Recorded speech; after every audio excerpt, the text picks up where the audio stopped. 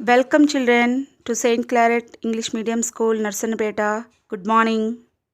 अरे बच्चों, आप सब कैसे हो? हाँ, भगवान से मैं हमेशा यही प्रार्थना करती हूँ कि आप सब स्वस्थ और खुश रहें बच्चों।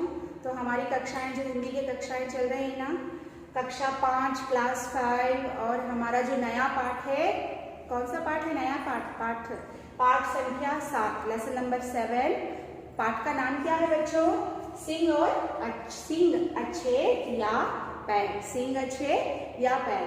विच one is good, which one is best, horns और फीट्स। मतलब इसका अर्थ क्या है? सिंग का अर्थ क्या है? सिंग है हॉर्न, यानी जो जानवरों को जो सींग होते हैं ना, हॉर्न होते हैं, वही सिंग। पैर यानी उनके पैर, क्योंकि हम जंगली जानवर, कुछ जानवरों को देखे जैसे हिरन और उसके बाद बारहसिंगा और उसके बाद बकरी, फिर उसके बाद भैंस, बैल, गाय, इन सभी के क्या होते हैं? सींग होते हैं। सींग यानी हॉर्न होते हैं। और इनकी क्या होते हैं? इनकी पूंछ होती है, इनके 4 पैर होते हैं। और इन सभी जानवरों में से तेज दौड़ने वाला जानवर कौन सा है? जंगली भैंस, जंगली बैल हम कह सकते हैं। और यहाँ पे हिरन कह सकते हैं। सींग भी दौड़ता है बहुत तेजी से। तो यहाँ पे इसी तरह से हम पाठ में, जो पाठ की शुरुआत में किस जानवर के बारे में मैंने बताया था? बारहसिंगा जानवर। तो पिछली कक्षा में मैंने जो अनुच्छेद पढ़ाया था, उस अनुच्छेद में मैंने जंगली जानवर, एक जानवर जो है उसके बारे में ये जो कहानी है दी गई है। तो वह जानवर किस तरह से अपने शरीर के अंगों को मतलब परखता है कि मेरे शरीर का कौन सा अंग अच्छा है। हाँ, which body part is good, which body part is best for me, which body part is helping for me. हाँ, तो यहाँ पे वह बारहसिंगा जो होता है, वह बारहसिंगा अपने 2 शरीर के अंगों में अंतर मतलब देखता है। 2 शरीर के अंग, कौन से 2 शरीर के? एक है सिंग, one is horn, another one is feet. So 2 body parts. He is going to decide which one is good, which one is best body part for me, which one is a helping part for me. When anything is happened, so which part is going to help me. तो यह वहाँ पे जो reindeer है, सिंग मैंने बारहसिंग का नाम English में हम क्या कहते हैं? अंग्रेजी में बारहसिंग को रेनडीर।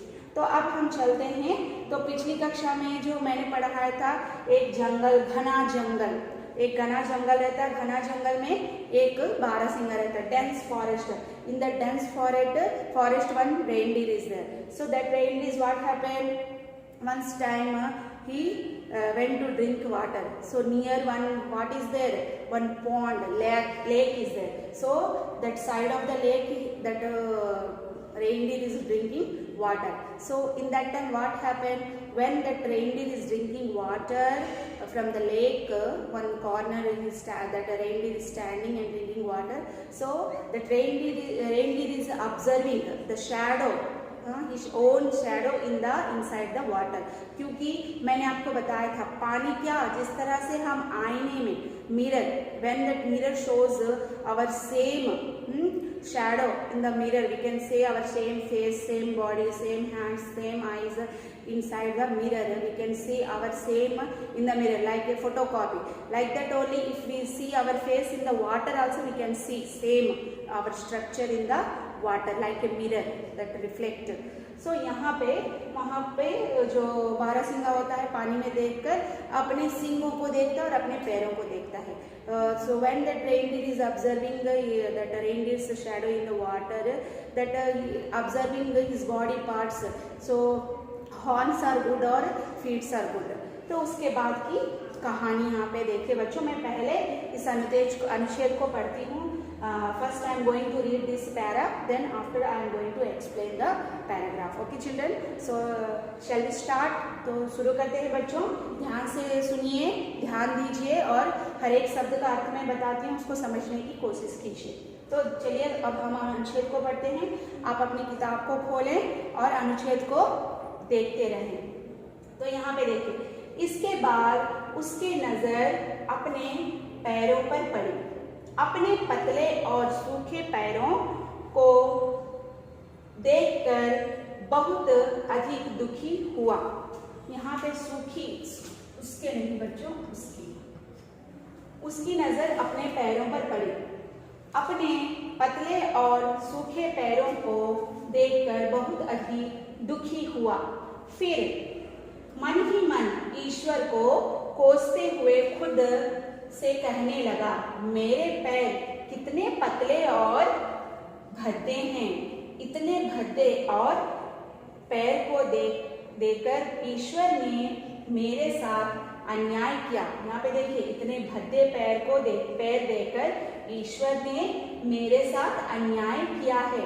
यदि मेरे सींगों की तरह पैरों को भी सुंदर बना देता तो उसका क्या जाता।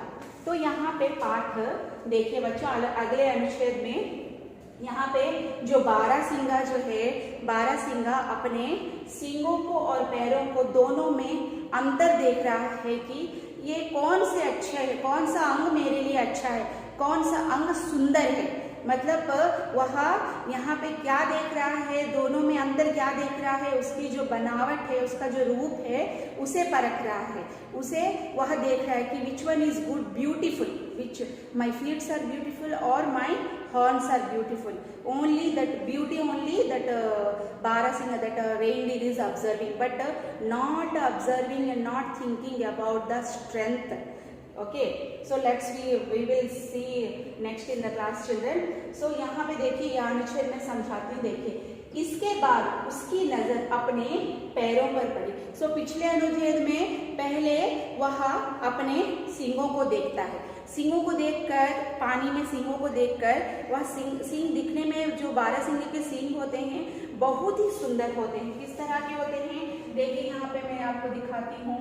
इस तरह के उसके सींग बहुत ही सुंदर से होते हैं।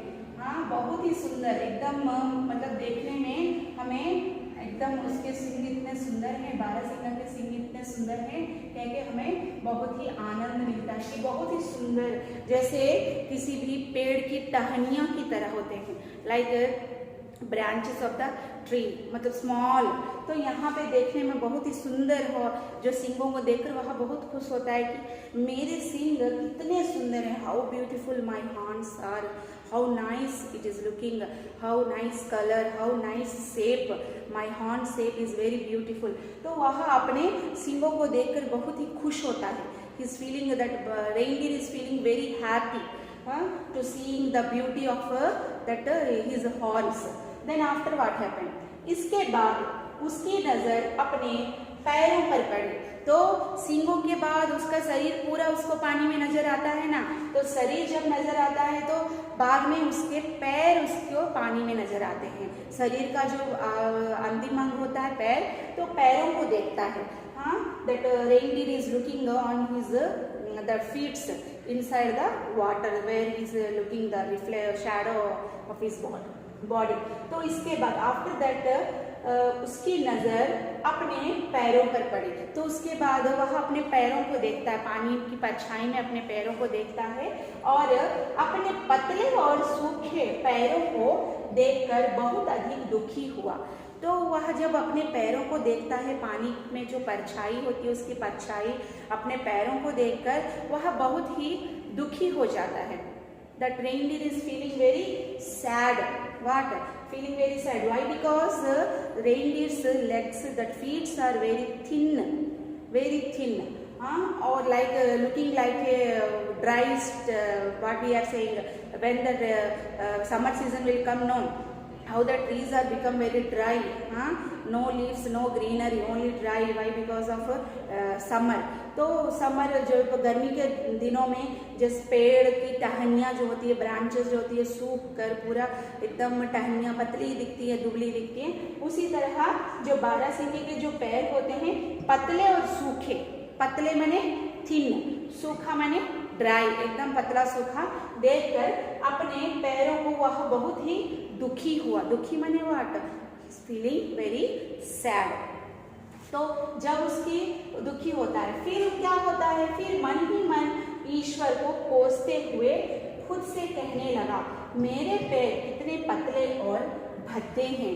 तो जब वह अपने पैरों को देखता है, देखकर मन ही मन कोसता है, मतलब कोसता है कि how dry my legs, how dry and thin my legs are, very when it's looking very ugly, देखने में बहुत ही मतलब देखने में अच्छा नहीं है मेरे पैर, बहुत ही पतले सूखे पैर हैं, देखने में इसकी सुंदरता ही नहीं है पैरों की, ये दिखने में बहुत ही भद्दे दिख रहे हैं। भद्दे का अर्थ क्या होता है बच्चों? भद्दे का अर्थ है मतलब जो अगली, अगली मतलब जो बहुत ही भद्दे पैर। तो यहाँ पे अपने भद्दे पैरों को देखकर वह दुखी होता है, फिर मन ही मन अपने मन में सोचता है, thinking in his mind and his heart and thinking and what he is saying, his thinking is heart and soul and thinking in his mind and saying, oh God, how these ugly legs are given to me, it's looking very ugly. Why? Because these legs are very thin and dry, so no beauty in these legs. तो यह देखने में एकदम सुंदर ही नहीं है, इसमें कोई सुंदरता नहीं है, दिखने में कितने पतले दुबले लग रहे हैं और कितने भद्दे हैं। भद्दे का अर्थ क्या हुआ? अगली। तो ईश्वर को कोसता है, कोसना का अर्थ क्या हुआ बच्चों? टू कर्स, मतलब भगवान को जब हम कुछ भी मांगते हैं, when we are asking any, when we are praying to God and we are asking something but something else is happening, that time we are feeling no भगवान मैंने आपसे क्या मांगा और आपने मुझे क्या दिया, what I ask and what you are given, we are feeling very sad and we are cursing to God. तो कोसना, कोसना कहते हैं उसको। और खुद ही खुद कहने लगा, अपने मन में कहने लगा, मेरे पैर कितने पतले और भद्दे हैं। भद्दे का अर्थ क्या हो बच्चों? अगली। इतने भद्दे पैर देकर ईश्वर ने मेरे साथ अन्याय किया है। तो इन ऐसे पतले पैरों को, भद्दे पैरों को देखकर वह भगवान से कहता है, oh God you did mistake, how ugly legs are given to me, you made my life nothing. तो तुमने क्या किया है? इनजस्टिस, मेरे साथ क्या किया है? इनजस्टिस, अन्याय। अन्याय का अर्थ क्या होता है बच्चों? इनजस्टिस।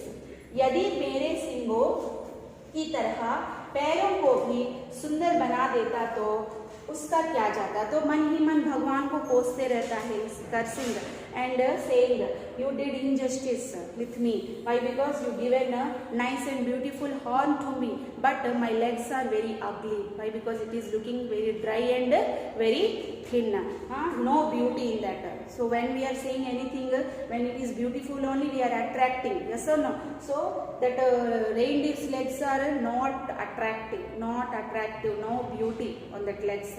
तो यहाँ पे वह अपने पैरों को देखकर बहुत ही मन मतलब कोसने लगता है, भगवान को कहता है कि मुझे ये पैर अच्छे नहीं लगे, मेरे पैरों में कोई सुंदरता नहीं, जैसे सूखे पैर हैं, मुझे पैर दिखने में बहुत ही भद्दे लग रहे हैं। यहाँ पे मेरे सींग इतने सुंदर, सींग कैसे हैं? जैसे मेरे ऊपर कोई ताज रखा हो, लाइक ए क्राउन। जो सींग हैं, 12 सिंगा के सींग जो हैं वो दिखने में कैसे लग रहे हैं? जैसे उसके सर पर ताज रखा हुआ है, क्राउन जैसे। और जो पैर हैं बहुत ही पतले दुबले, जैसे सूखे पेड़ की तरह, सूखे टहनियों की तरह दिखने में लग रहे हैं। तो वह भगवान को मन ही मन कोसता है कि भगवान आपने मेरे साथ क्या किया है? अन्याय किया है, इनजस्टिस, क्योंकि आपने मेरे को ऐसे भद्दे पैर देकर आपने मेरे साथ अन्याय किया है। तो बच्चों ये रहा आज का जो अनुच्छेद। इस अनुच्छेद में जो भी शब्द आए हैं मैं आपको इस वीडियो में उस अनुच्छेदों की, जैसे मैंने पहले अनुच्छेद के जब समझाया था पहली कक्षा में, मैंने जैसे उन शब्दों के अर्थ दिए थे, अंग्रेजी अर्थ। अब इस अनुच्छेद में जो भी अंग्रेजी अर्थ आए हैं उनको मैं दूंगी। तो मैं फिर से एक बार दोहराना चाहती हूँ बच्चों। पहले अनुच्छेद में क्या होता है? जो 12 सिंगा होता है जंगल के किनारे जाता है, एक सरोवर में किनारे खड़े होकर पानी पीता। पानी पीते वक्त उसे क्या होता है? उसकी जो परछाई होती है, जैसे हम आईने में, जैसे हम मिरर में अपने आप को देख सकते हैं, उसी तरह हम पानी में भी अपने परछाई को देख सकते हैं, सेम एज इट इज। तो यहाँ पे पैरों को, वो जब अपनी परछाई को देखता है तो परछाई में उसका पूरा शरीर नजर आता है और उसके पूरे शरीर का जो सभी अंग नजर आते हैं, उन सभी अंगों में से उसको कौन सा अंग अच्छा लगता है? अपने सींग, 12 सिंगा के जो सींग होते हैं बहुत ही सुंदर होते हैं, उसके रंग सुंदर होते हैं, उसकी जो बनावट होती है बहुत ही सुंदर होती है। तो वह सींग को देखकर बहुत ही खुश होता है, बहुत अधिक मतलब आनंदित होता है कि मेरे सींग दिखने में कितने सुंदर लग रहे हैं, कितने अच्छे लग रहे हैं। और उसके बाद उसकी नज़र जब उसके पैरों पर पड़ती है तो वो बहुत दुखी होता है, क्योंकि बारहसिंगा के जो हिरन होते हैं उनके पैर कैसे होते हैं, बहुत ही पतले और दुबले होते हैं, दिखने में सूखे होते हैं, लेकिन बहुत ही मजबूत होते हैं। यह आपको अगले अनुच्छेद में इन दोनों जो शरीर के अंग हैं, इन दोनों में अंतर अगले अनुच्छेद में आपको मालूम होगा बच्चों। तो इस अनुच्छेद से संबंधित जो भी कार्य दिया जाएगा आपको, आप उसको अच्छी तरह से ध्यानपूर्वक कीजिए। अपनी कॉपी में इस सभी अनुच्छेदों को, मतलब जो भी अनुच्छेद से मैं आपको शब्दार्थ दे रही हूँ उन सभी को लिखिए, और अनुच्छेद से संबंधित जो भी आपको कार्य होमवर्क दे रहा है इसको पूरा कीजिए बच्चों। धन्यवाद बच्चों, खुश रहें।